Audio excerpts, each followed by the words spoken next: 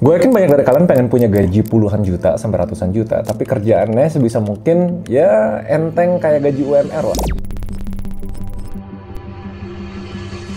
Dimana kalau gue bilang itu bisa banget di zaman sekarang, tapi jendelanya pendek banget. Karena kalau video ini rame, di pengalaman gue pernah kasih tutorial gimana cara kalian cari freelance. Tiba-tiba langsung ribuan orang DM, dan marketnya jadi banjir. Yang sebelumnya orang bisa dapat income 20 juta per bulan, sekarang karena kompetisinya gede, jadi cuma 5 juta per bulan. Jadi kalau kalian nonton video ini, yang gue bakal jelasin konsep digital arbitrage, karena harus cepet take action atau ini bakal kelewatan. Tapi gue harus perkuat dua fakta dulu ya. Tahun ini sampai 2 tahun ke depan, itu bakal menurut gue lebih susah. Karena fakta satunya, kalian yang tinggal di Indonesia itu lagi kering lapangan pekerjaan dan lebih banyak pengangguran. Dan kita bakal lihat pergerakan ekonomi itu bakal lebih slow down. Nah, fakta kedua, ini bukan cuma terjadi di Indonesia. Hampir seluruh negara di seluruh dunia itu lagi slow ekonominya. Jadi ada satu konklusi sebenarnya. Semua perusahaan-perusahaan di dunia itu lagi pikir strateginya gimana cara ngurangin cost. Jadi konsep digital arbitrage, simpelnya kerjaan-kerjaan digital yang kalau di luar negeri gajinya gede banget, di Indonesia mungkin cuma 1/10 doang gaji yang kalian terima. Kenapa jendelanya pendek? Karena Singapura, perusahaan yang notabene gajinya gede, sekarang lagi marak banget nge-hire freelance atau digital workforce di negara-negara berkembang. Mereka nge-hire ke Indonesia, ke Vietnam, ke Filipina. Tapi belakangan ini, pemerintahnya ngasih aturan baru. Kalau lu bisnis di Singapura dan lu nge-hire freelance, tenaga kerja murah dari negara lain, lu bisa kena denda. Kemungkinan besar negara lain bakal pelan-pelan ngikutin aturan ini. Nah, cuma kalian pasti mikir, butuh skill yang advance, kenyataannya enggak. Dan gue bakal share 3 kerjaan yang kalian bisa bener-bener lakuin modal belajar dari YouTube atau otodidak. Nah, tapi di sini kalian sadar, semua kerjaan yang gue sebutin di bawah, itu ada satu skill yang mutlak banget kalian harus bisa, yaitu kalian harus bisa bahasa Inggris. Kalau kalian lancar, udah ini kerjaan pasti kalian bisa. Gue bakal share step by stepnya mulai dari kerjaan pertama, community manager.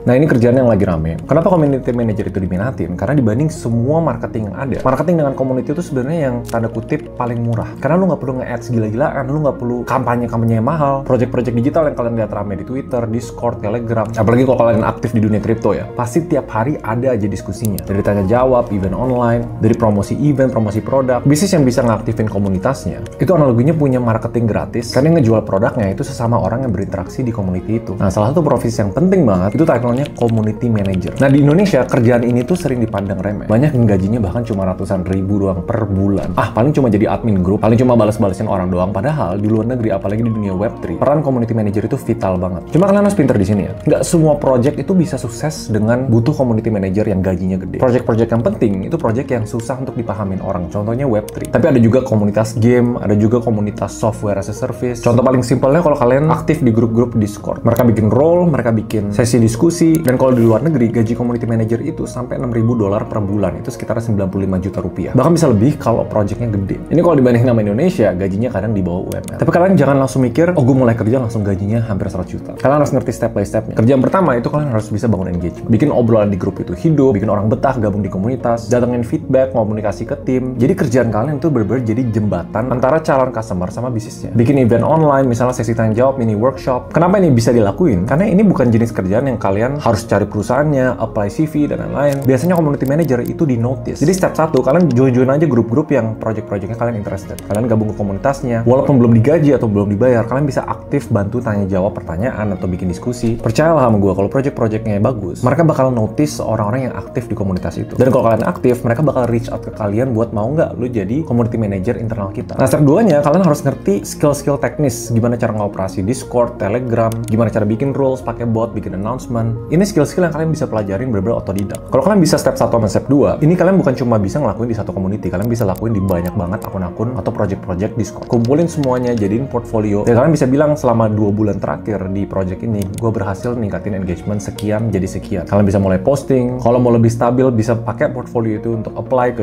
remote job platform kayak Upwork. Kenapa ini profesi dan gaji yang bisa mahal banget? Karena di era semua bikin konten dan clippernya banyak, yang paling bisa ngebangun komunitas itu bisa bikin relationship antara customer sama bisnisnya lebih tight. Nah, opportunity itu banyak banget. Kalau kalian mau compete sama profesi digital di tingkat global, at least kalian harus fasih bahasa Inggris standar, komunikasi casual sampai profesional. Karena kalian bakal interaksi sama orang Amerika, Eropa, India, Afrika, dan hampir semuanya kalau project internasional ya pasti bahasa Inggris. Walaupun sekarang banyak AI translation, daripada kalian rely ke tools terus untuk berbahasa Inggris, gue mau rekomendasiin aplikasi AI Elsa Speak. Nyambilah, kalian bisa belajar bahasa Inggris yang fokusnya di speaking dan super personalized. Jadi dia bener-bener nyesuaiin sama skillnya kalian juga. Nanti pas udah mulai belajar, kalian latihannya sampai pronounce pronunciation, grammar, intonasi. Bedanya platform AI kayak Elsa, dia bisa ngasih feedback real time, kayak kasih tahu kata mana yang kalian salah, suaranya udah mirip sama orang yang asli Amerika atau Inggris. Nah dari sana dia bikin learning path yang personalized khusus buat lu. Dia lengkap lah, banyak lesson, skill, topik, bahkan aksennya. Yang gue ngerasa keren ada fitur AI roleplay. Jadi bisa latihan ngobrol one-on-one di situasi nyata. You are talking with a friend who feels overwhelmed by holiday responsibilities.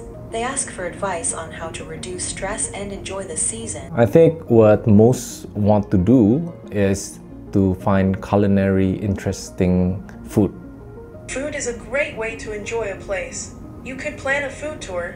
Keren sih, dia benar-benar bisa tes conversation. Jadi kalau kalian serius mau kerjaan digital global, jangan cuma fokus ke tools atau skill teknis. Pastiin kalian bisa bahasa Inggris yang bagus, menurut gue udah wajib banget. Itu pondasinya jadi community manager saran gue. Sebelum daftar-daftar kerjaan di Indonesia, yang lowongannya community manager, kalian coba di luar negeri. Karena gajinya benar-benar bisa puluhan juta sampai ratusan juta kalau kalian aktif banget. Nah kerjaan kedua, sama, ini kerjaan UMR, bahkan di bawah UMR di Indonesia, Customer Support Specialist.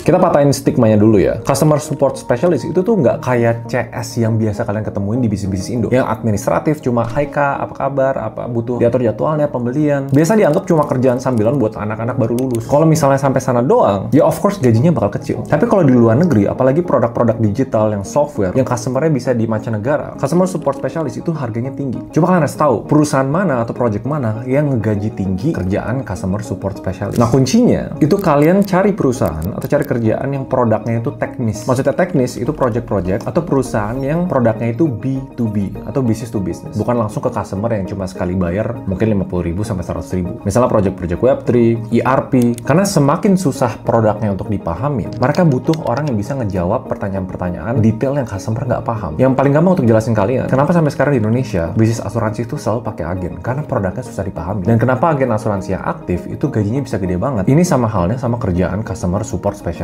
untuk produk-produk yang ribet. Kalian bandingin sama Indonesia yang rata-rata CS fresh graduate itu mungkin cuma gajinya 4-6 juta per bulan. Gapnya jauh banget. Untuk beberapa perusahaan sama project internasional itu gajinya bisa puluhan juta. Dan bahkan untuk beberapa kasus ada komisi atau gaji berdasarkan performance. Jadi step by stepnya, most of the time kalian harus bisa komunikasi tertulis. Dari email atau chat, gimana cara pakai gaya bahasa yang sopan, penjelasan yang jelas dan singkat. Kalian bisa latihan di skenario-skenario kayak aku nggak bisa login nih, aku nggak bisa reset passwordnya. Jawabannya harus bisa ramah sama solutif. Terus untuk tools-toolsnya agak beda dibanding community manager. Platform gratis kayak Zendesk, Freshdesk, atau Intercom itu yang biasa bakal dipakai sama perusahaan-perusahaan ini. Kalian harus mulai fasih gimana cara bikin tiket, balas tiket, bikin artikel bantuan. Pas sudah mulai ngebangun skillnya, kalian bisa mulai nyari di job board global kayak Remote OK, We Work Remotely, Support Driven. Tapi kerjaannya tuh kalian harus pinter cari perusahaan yang punya produk teknis. Kenapa kalau di luar dibayar mahal? Karena mereka lebih tahu user experience yang bagus. Atau customer yang bayar lebih mahal, itu customer yang stay jangka panjang. Dan itu bener-bener bebannya berat di gimana cara kalian engage sama customer. Nah, kerjaan yang ketiga, yang sebenarnya antara dua kerjaan yang pertama, gue lebih nggak saranin. Karena ini udah mulai banyak banget yang main. Yaitu virtual assistant.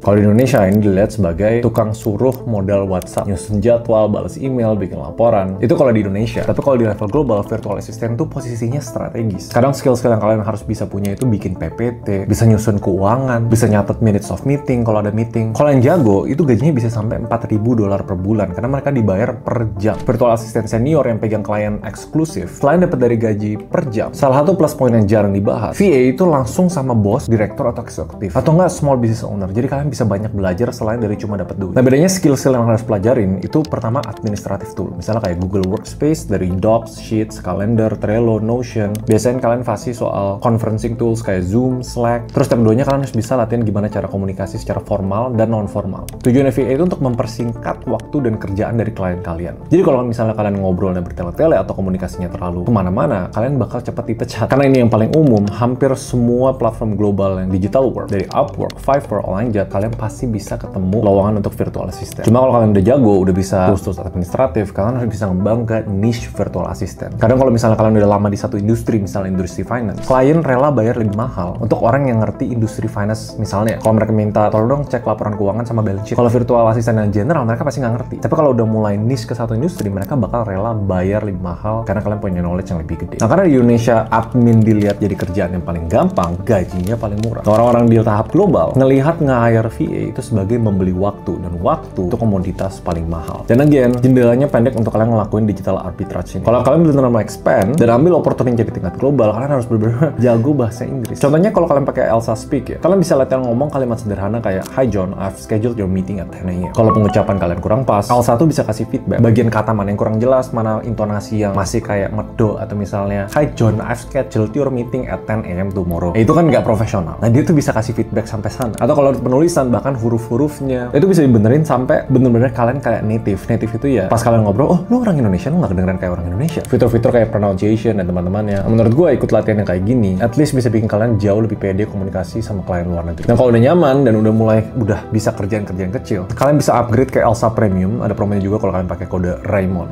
Kalau ambil yang setahun, lu cuma bayar 1.700 perak per harinya. Tapi yang paling worth it kalau kalian mau jadi ini kerjaan jangka panjang, Elsa Premium Lifetime. Bayar sekali, bisa dipakai selamanya. Nah, jadi kalau gue harus konklusiin, sekarang jendelanya pendek karena harus bisa belajar bahasa, tahu opportunity-nya di mana, dan sebenarnya nggak cuma 3 tadi kerjaannya. Yang di Indonesia dihargai secara UMR, tapi di luar dihargai setara manajer. Cuma gue mau tahu deh, kalau kalian ngikutin gue dari beberapa tahun sebelumnya, gue sering share tentang yang namanya remote work, apalagi freelancing di dunia digital. Kalian punya kendala lain nggak selain dari bahasa? Apa jangan-jangan selama ini problemnya bingung cari opportunity-nya di mana? Ini pro tip sebelum gue tutup videonya. Opportunity ada di mana-mana. Saran gue, kalian sering-sering ikut ke grup-grup komunitas, kalian masuk ke grup-grup Discord, project-project yang nggak harus langsung kelihatan gede, tapi masih early. Kalian Google namanya remote work jobs atau misalnya remote work platform, dan itu ada puluhan sampai ratusan yang kalian bisa cek dan daftar. Dan gue jamin kalau kalian serius dan kalian punya skillnya, kalian nggak butuh nunggu lebih dari 3 bulan untuk dapat kerjaan pertama. Kenapa gue pede ceritain kayak gini? Karena kasus nyatanya itu sebenarnya adik gue sendiri yang sekarang penghasilannya bisa puluhan juta per bulan. Yang udah nonton gue lama pasti tahu ceritanya kayak gimana. Nanti kalau ada waktu gue bakal share update-nya. Tapi menurut kalian gimana? Apa kalian nggak pede cari klien-klien internasional dan lagi fokus cari kerjaan di Indonesia? Tapi ingat fakta pertama ya, banyak kerjaan yang digaji gede di luar itu sangat undervalue di Indonesia. Menurut kalian gimana? See you guys next video. Bye-bye.